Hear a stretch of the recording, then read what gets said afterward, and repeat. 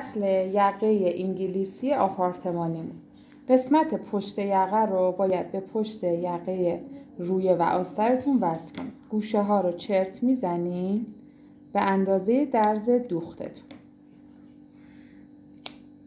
اینا کاملا میره داخل یقه و بین رویه با آسترتون قرار میگیره.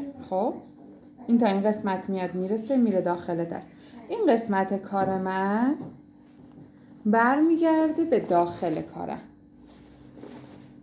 به این حالت. 4 سانتی که از سرشانه داخل شدیم یادتونه برای طراحی یقه.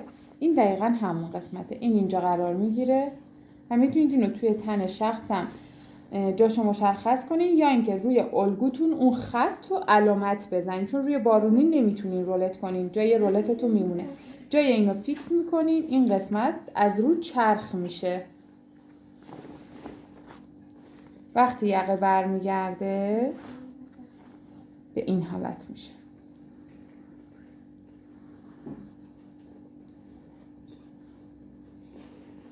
شکل نهایی یقتون میشه.